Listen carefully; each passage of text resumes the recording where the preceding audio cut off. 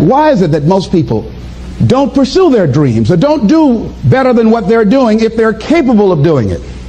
I think that many of us don't go the next step because we don't know what to do yet. And I say that the reason that we don't even explore the possibility of what to do is because subconsciously we don't believe that it can happen for us, and we don't believe that we deserve it. So here's what I'm suggesting. How much time do you spend working on you? How much time do you spend every day working on your dream? In the last 90 days, how many books have you read? In the last year, what new skill or knowledge have you acquired? What kind of investment have you made in you? So I'm saying that as you begin to look at where you want to go, if you want to make it today, and things are changing so fast you have to literally run to stand still, I'm saying that you've got to make some conscious effort to begin to work to develop you. Here's something else. Most people are not living their dreams because of fear, ladies and gentlemen. I was in Columbus, Ohio yesterday speaking for a particular Ohio department. A young lady named Karen who greeted me, who organized the event. Very talented, very skillful. And she was talking about she wanted to become involved in the consulting business. I said, why aren't you doing it? I said, you have the abilities. I said, you're not here because they like you. You're here because you're doing the job. You're making things happen. And she came up with all kind of ideas, but finally she said, I guess I can't see myself doing it. I guess I'm afraid. Fear, limited vision, and lack of self-esteem is what keep most people doing things they don't want to do. I flew from Columbus, Ohio to Denver, Colorado to a major communications company. And the person that picked me up at the airport told me about the fact that the company was planning on having a major downsizing. And they offered some of the employees there an early retirement, and some of them will earn as much as $300,000. And they said, this is the last time that you can take this offer. If you don't do it when we have the downsizing, you might be among those who will lose their jobs, and all you will get is your severance pay. And only 50% of the people who were eligible to take the $300,000 took it. The others were afraid to take a chance on themselves. The others couldn't see themselves beyond that company. They couldn't see life after that company. The same reason that people stay in relationships where they're abused or they're unhappy or it's unfulfilling. They can't see themselves beyond that relationship. They can't see themselves enjoying life without that person. They think that this is all that they can do. The same reason that people get stuck at a certain level in life. They can't see things being better for them. And they think that this is it and this is all they deserve. This is all they've ever seen. It's been passed on to them. And they think that this is it for them. Oh no. I was looking what Dr. Blanton, Smiley Blanton, who is a colleague of Dr. Norman Vincent Peale, what he said about fear. He said, fear is the most subtle and destructive of all human diseases. Ladies and gentlemen, fear kills dreams. Fear kills hope. Fear put people in the hospital. Fear can age you. Fear, ladies and gentlemen, can hold you back from doing something that you know within yourself that you're capable of doing, but it will paralyze you. And it seemed like you're in a hypnotic spell. And I ask you a question, what is the benefit? What's the benefit of allowing fear to hold you back? What's the benefit of giving up on yourself? Of not stepping out on life and taking life on? What is the benefit for you? What's the plus in that? It's one of the things I had to ask myself. So I didn't want to make any mistakes. I wanted everybody to like me. I wanted to be perfect the first time I did something. It's not going to happen. You're going to make some mistakes. You're going to hurt some folks' feelings. You're going to create some enemies whenever you decide that you want to begin to take life on.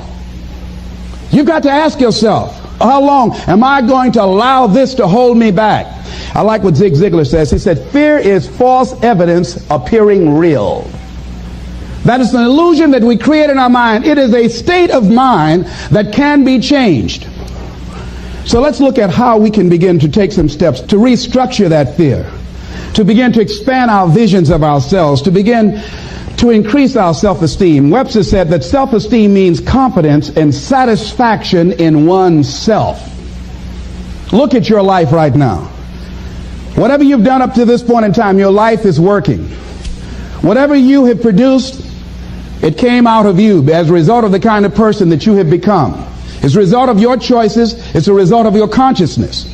Now you have to ask yourself, are you satisfied with what you have produced? Is this what you want? Would you like for things to be better than this? Do you believe that you deserve better than this? Or are you content? This is it. You don't have to do anything else. That you've already resigned yourself in life and say, well, I'm happy. Are you allowing yourself to get off the hook like that?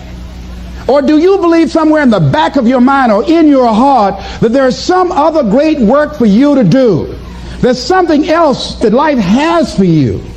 And that's why you're here. How do we handle this fear factor? How do we increase our self-esteem? You have to begin to fortify yourself. How do we do that?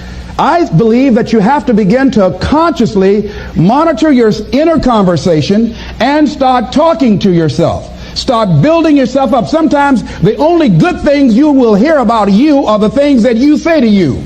So I'm saying learn to be your own booster. Start building yourself up.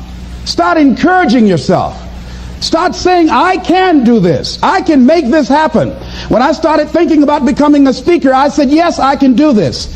I can make this happen. When I start trying to convince myself I can be a businessman after flopping and failing and losing thousands of dollars and feeling stupid and dumb and having people take advantage of me because of what I didn't know. I had to talk to myself because people were saying to me that I was dumb. And somewhere in the back of my mind, I was saying, you're right. Look at what I've done. I had to say, no, Les. Hey, come on, man. Get yourself together. You can handle this. You just haven't figured it out yet. It's all right. This is your training period. This is the tuition you have to pay for what you don't know. You can do this. Other people have done it. It doesn't take an Einstein. Get you some people that can teach you some stuff that you don't know. Get you some people that have done it successfully and learn from them. Take some seminars, workshops, read some books on how to manage a business. Change the way you see yourself and begin to tend to the personal details. Understand that nobody's going to take care of your business better than you. And when I start changing that kind of mindset of beating myself up because of my mistakes, and start looking at the possibility of my doing better, of my making the adjustment that would enable me to do what I want to do successfully, things begin to change. And I'm saying, stop beating up on yourself. You do it. I know you do it. I've done it. It's a natural inclination for us to put ourselves down. See, we are born negative, I think, in a negative consciousness because we live in a negative world. See, you don't have to teach children to lie. They'll lie automatically. Did you wet in your pants? No, I did not. Well, what is that? I don't know. You don't have to encourage kids to misbehave. They will do it by themselves. You don't have to encourage them to do the wrong thing. They will do it automatically. You have to correct their behavior. So I'm saying that we have to work through the challenges of life in learning how to begin to work to fortify ourselves. Begin to guard your mind against negative programming. Like turn off the television.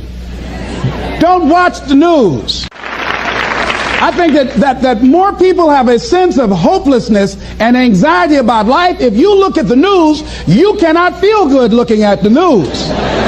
You'll be scared to death. You're scared to go to sleep.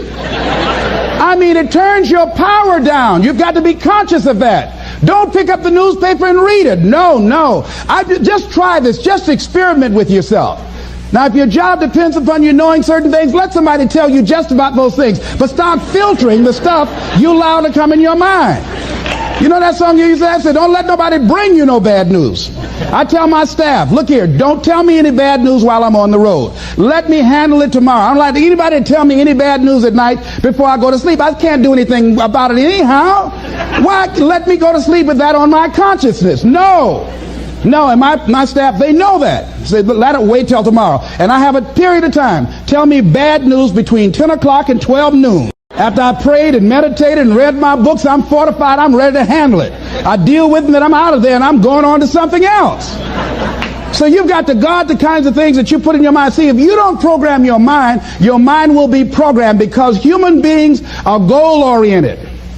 That's why we die of broken hearts early. That's why we're running through life to early grades. We're going through life, ladies and gentlemen, and I think that Henry David Thoreau said that most men live in quiet desperation. Most of us go through life running scared. Larry DeAngie, who I think is going to be one of the greatest motivational speakers around today, told me a story, a true story of a friend of his, that every day when he came home from school, when he would get to a certain block in his neighborhood, there was a neighborhood dog that would chase him. And that dog would start after him barking. Boy, he would run, just running from that dog every day. Finally, he just got tired of that dog chasing him every day. He said, this dog come around here today, I'm going to take a brick or something and bust him in the head.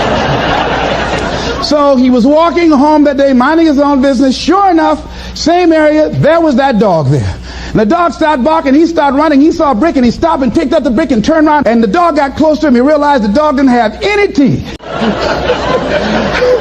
He said he put the brick down and said, get on out my way. And ladies and gentlemen, all our lives, many of us go through life running from things that ain't got no teeth to do us any harm.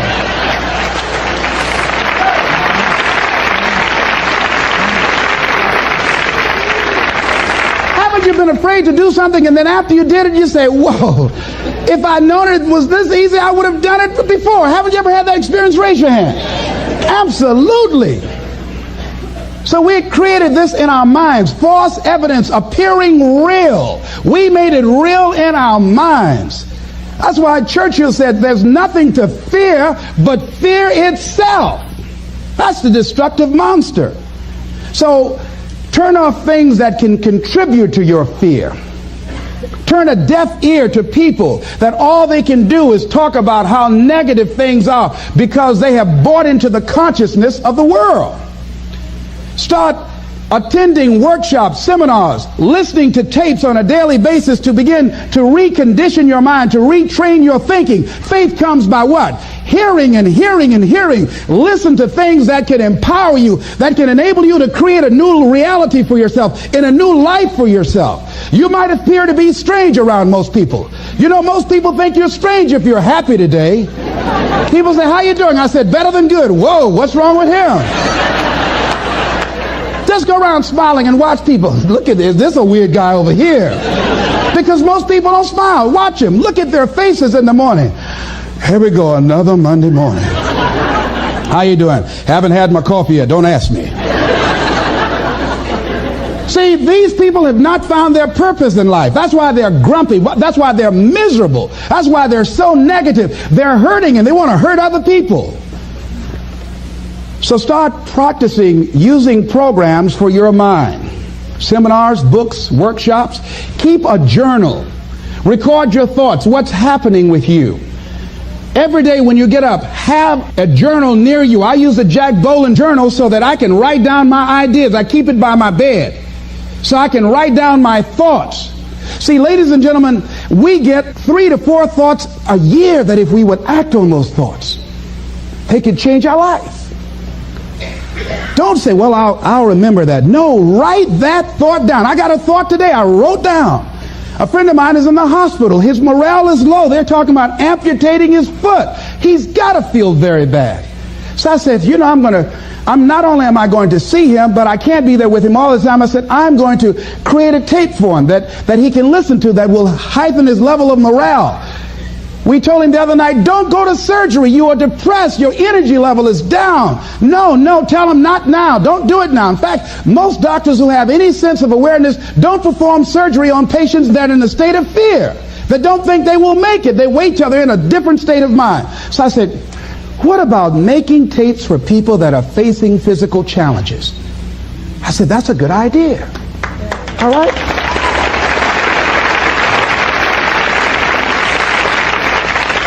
See, there are ideas that can come to you out of things that appear to be negative. I have a friend out of Chicago, just met him. He's 23 years old. And this guy, he went financially bankrupt. 2 years ago, ruined his credit. Guess what he decided to do? He found a blessing in it. He wanted to restore his credit. It was very challenging, very difficult. And he realized that a lot of other people during these particular times had ruined their credit. So now he started a credit repair business. Last year he earned over $100,000 helping people to restore their credit. I met a young lady who attends this church, that she was at her father's funeral and she was putting flowers on her father's grave, and she looked around and saw the other grave sites. They did not look well groomed and they were not attended to on a regular basis. She started a grave site maintenance business. Out of that tragedy, something positive has come out of it. And now she's earning more money doing that than on her present job. What idea are you sitting on? Write your ideas down.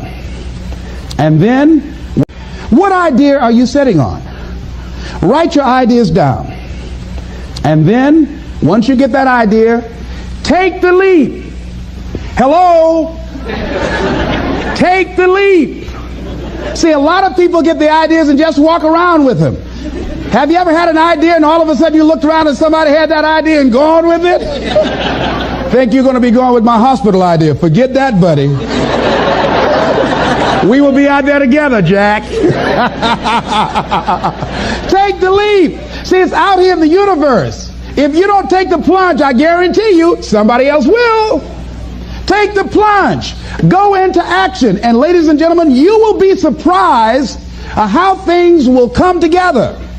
You'll be surprised. Now, you're going to have some difficult challenges. I can tell you that now. Be aware of that. Things are not going to work out exactly right. For a time they will, sometimes. And that's when life is just playing a game with you. I want you to feel good and relax. And then after a while, say, okay, the honeymoon's over now.